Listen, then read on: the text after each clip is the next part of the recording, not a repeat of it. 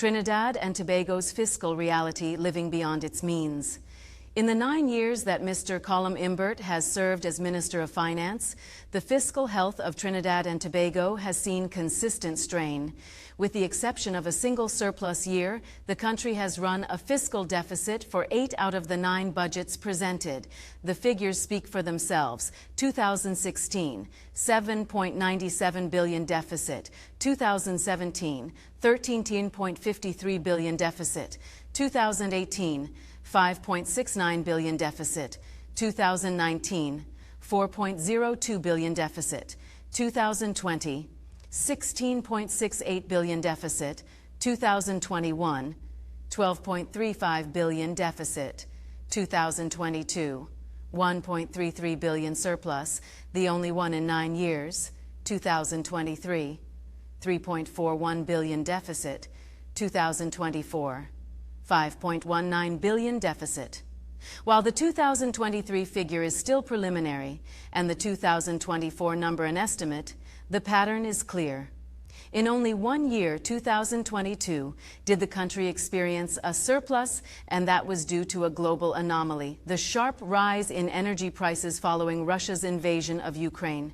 Trinidad and Tobago's economy is heavily dependent on energy exports, and the 2022 surplus was largely driven by windfall energy revenues, not by structural economic reforms or diversification.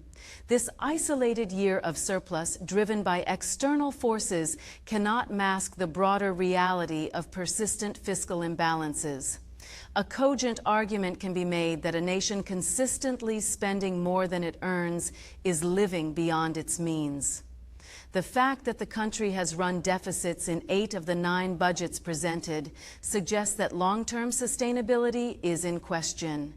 The deficits have ranged from moderate to severe, with the highest at $16.68 billion in 2020, underscoring the need for urgent fiscal reform. This pattern raises critical questions about the nation's economic strategy, the sustainability of its debt, and the role of non-energy sectors in providing a balanced budget. While external shocks like fluctuating energy prices can and do affect the economy, the persistent fiscal deficits indicate structural issues that must be addressed if Trinidad and Tobago is to avoid further financial strain.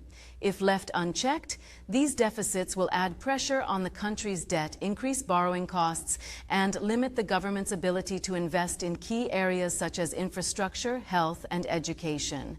In the end, Trinidad and Tobago must come to terms with its reliance on energy revenues and begin the difficult but necessary work of reforming its fiscal policy to ensure long-term stability.